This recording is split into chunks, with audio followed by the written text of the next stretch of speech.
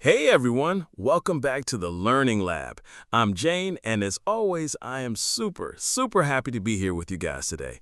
Honestly, every time we record one of these episodes, I get a little excited the night before, like a little kid before a school trip, which is kind of embarrassing to admit out loud, but you know what? I'm just gonna own it. That is so you, Jane. And hello, everybody. I'm Jenny, your other co-host, and I am also really glad to be here. Although I have to say I'm running on my second cup of coffee right now, so if I talk a little bit too fast today, I'm really sorry in advance, but please just hang in there with me. Oh no, how much coffee did you have before we started recording? Because your eyes look a little intense right now. I'm not gonna lie to you. Okay. I had two big cups and then a small one, but the small one doesn't count because it was tiny. It was like the size of my hand.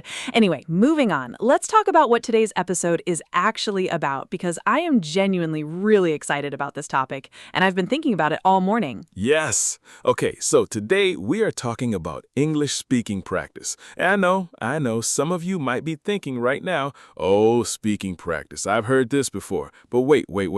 We're not just going to give you a boring list of tips and send you home. We are going to talk about how to speak more naturally. Like how to sound more like a real person having a real conversation, not like a robot reading slowly from a textbook. Exactly. And I really think this is one of the biggest challenges for English learners because in class you learn grammar and vocabulary, which is great, super important. We love grammar. But then you go out into the real world and someone says something casual like, "You all right?" And you just freeze because you learned, "How are you?" not "You all right?" And your brain just completely shuts down. Oh, wow, yes. That happened to me when I first started learning English. Someone said, "What's up?" And I literally looked up at the ceiling because I thought they were asking about something above me. And they were just saying hello. I was so embarrassed. I wanted to disappear right into the floor.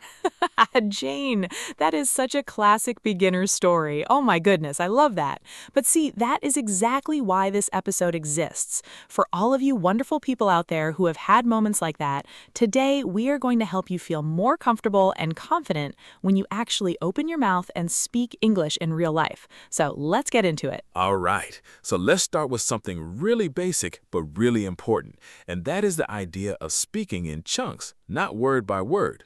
So a lot of learners, when they speak English, they go very slow and separate, like every word is living on its own little island. And that actually makes it harder to understand, not easier. Right. Because in natural English, words connect together. They blend into each other. Like nobody says, "I am going to go to the store."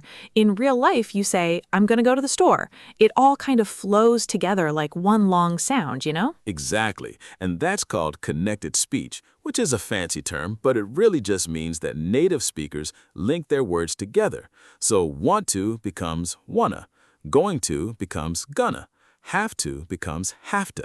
And when you first hear this as a learner, it sounds like a completely different language. Oh, it really does. I remember the first time I watched an American movie without subtitles, and I was like, wait, are they speaking English? Are they speaking something else? What is happening right now?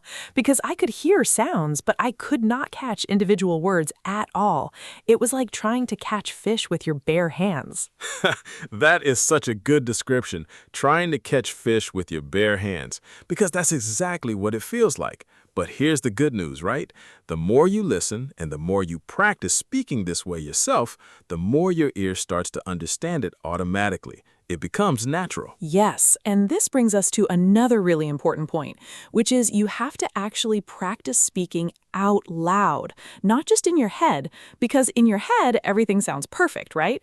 In your head, you're like a fluent English speaker, no problem, totally confident, but then you open your mouth and something completely different comes out. Oh, that is so true. I used to practice whole conversations in my head before meeting someone.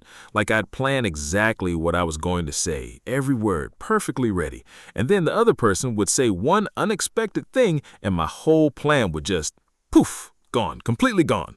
And I just stand there smiling and nodding like I understood everything. Wait, the nodding. Oh my goodness, I did that too. Someone would be talking and I'd just nod and smile and say, yeah, totally. And I had absolutely no idea what they were saying. And then they'd ask me a follow-up question and I'd panic because I had been nodding for 5 minutes straight.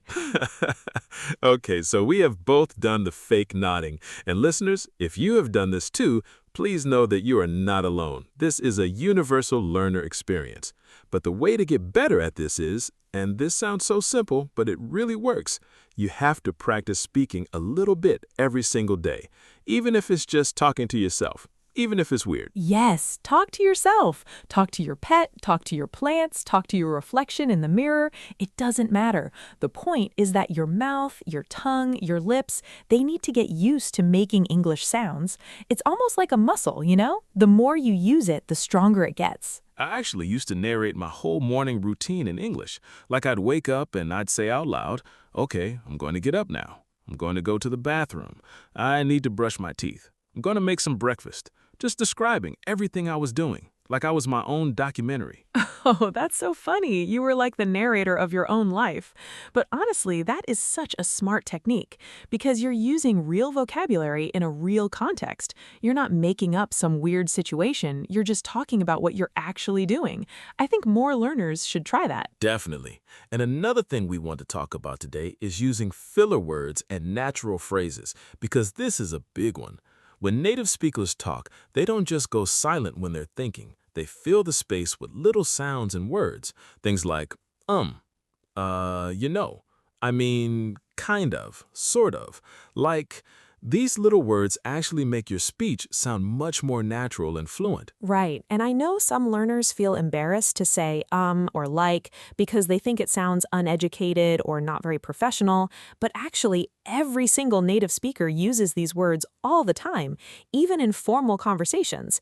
It's just how human speech works. Nobody thinks in perfect, complete sentences. Exactly. And there are also some really useful phrases for keeping a conversation going, even when you don't fully understand something. Like, sorry, could you say that again? Or, what do you mean by that? Or my personal favorite, that's interesting. Can you tell me more? Because it buys you some time. It makes you sound really engaged and curious. Oh, I love that's interesting. Tell me more. It's such a good phrase because it works in almost any situation. Someone can tell you literally anything and you can say, oh, wow, that's interesting. Tell me more. And you sound totally interested and thoughtful, even if you are a little bit lost. Okay, but we should also mention that it's perfectly fine. Actually, it's really good to just be honest when you don't understand. You can say, I'm sorry, English is not my first language. Could you speak a little slower? Most people are very happy to help, and they will appreciate that you told them. Yes, absolutely. People are generally really kind about this. And honestly, just the courage it takes to speak in a language that isn't your native tongue, that is something to be really proud of. Like you are already doing something amazing just by trying. Okay, so now we're going to do something fun. We're going to act out a little role play to show you some of these things in action. So the situation is, Jenny just ran into an old friend at a coffee shop who she hasn't seen in a long time. Ready, Jenny? Ready. Oh, wait, am I the one who walks in or am I the one who's already sitting there? You walk in. I'm the one already sitting there. Okay, go. Oh my goodness, James. Hi. Wow, I haven't seen you in 2 years? You look amazing. Jenny! Oh, wow, hey! Yeah, it's been forever, right? I think the last time we saw each other was was it at Mia's birthday party? Or was that someone else's thing? I think it was Mia's, yeah. Oh wow, that feels like such a long time ago. So what have you been up to? What are you doing these days? Oh, same old, same old. I'm still working at that small company downtown. Kind of boring, but it pays the bills, you know what I mean. But actually, I've been taking English classes on the side, which has been kind of cool. What about you? What's going on in your life? Wait, seriously? That's so cool. I've actually been thinking about doing something like that too. I want to improve my English before I travel to Canada next year. Hey, maybe you could give me some tips sometime. Oh, totally. Yeah, for sure. We should grab coffee properly and catch up. Like, properly sit down and talk, not just bumping into each other like this. Are you free this weekend at all? Let me think. Saturday morning should work. Oh, this is so great. I'm really glad I ran into you. Me too. Okay, cool. I'll text you. It was so good to see you, Jenny. You too. Bye. Okay, so did you catch some of those natural phrases we used in there? Things like same old, it pays the bills, grab coffee, bumping into each other. These are all really common everyday expressions that you would hear in a real conversation. Yes, and notice how we also used filler words like, kind of, and I mean, naturally throughout the whole conversation without even really thinking about it. That's the goal. You want these little words to just come out automatically, so you don't have to stop and plan every sentence. And also notice that the sentences weren't perfect. Like I said, was it at Mia's Wednesday party or was that someone else's thing? That's not textbook English, but it's totally normal and people understand it perfectly. You don't need to be perfect to communicate well. Okay, so now let's talk about some common mistakes that English learners make when speaking, because this is the part that I really love. Not because I want to make anyone feel bad, but because knowing the mistakes helps you avoid them. Yes, and we want to be really kind about this because everyone makes mistakes, including us. We still make mistakes all the time. Just last week, I said, I am interesting in this topic, instead of I am interested in this topic. And Jenny had to very gently correct me. Yes, and I tried so hard not to laugh, but I did laugh a little bit. I'm sorry, James. But okay, the first really common mistake is exactly what James just said, mixing up interesting and interested. So interesting describes the thing. The topic is interesting, the movie is interesting, the book is interesting. But interested describes how you feel.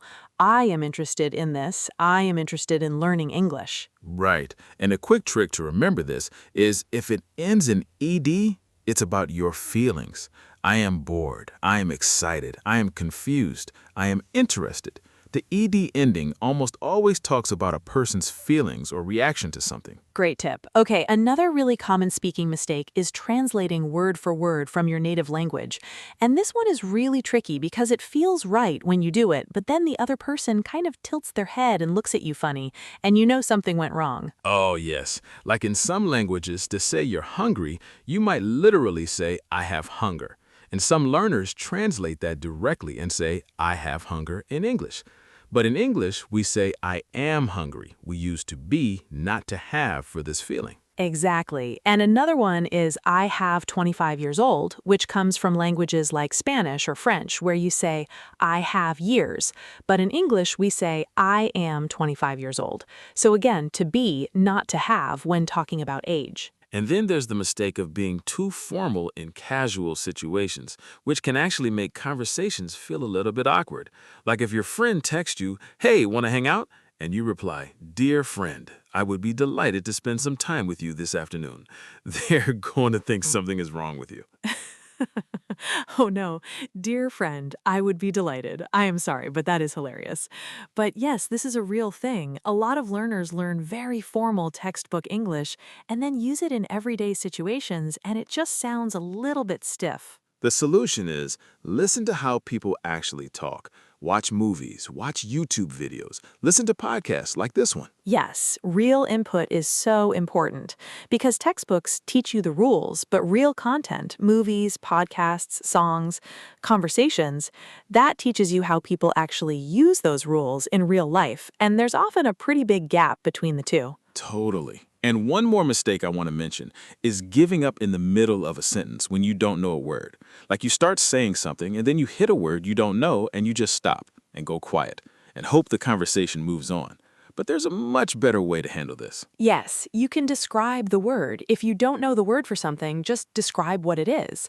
Like if you forget the word remote control, you can say that little thing you use to change channels on the TV, and the other person will understand immediately and might even give you the word you were looking for. Exactly. This is called paraphrasing, and it's a super valuable skill, not just for learners, but even native speakers do this all the time when they can't remember a word. It's completely normal. The goal is to keep the communication going, not to be perfect. Okay, we are getting close to the end of the episode, which makes me a little sad, honestly. I could talk about this stuff all day. But before we go, let's do a quick recap of the main things we talked about today, because I know it was a lot. Yes, recap time. Okay, so first we talked about speaking in chunks and connected speech, so words flowing together naturally, like gonna and wanna and have to. Don't be afraid of those contractions. Second, we talked about practicing out loud every single day, even if it's just narrating your own life like you're in a documentary or talking to your plant named Steve or whatever works for you. The key is to move the practice from your head to your mouth. Third, we talked about filler words and how they actually make you sound more natural, not less intelligent.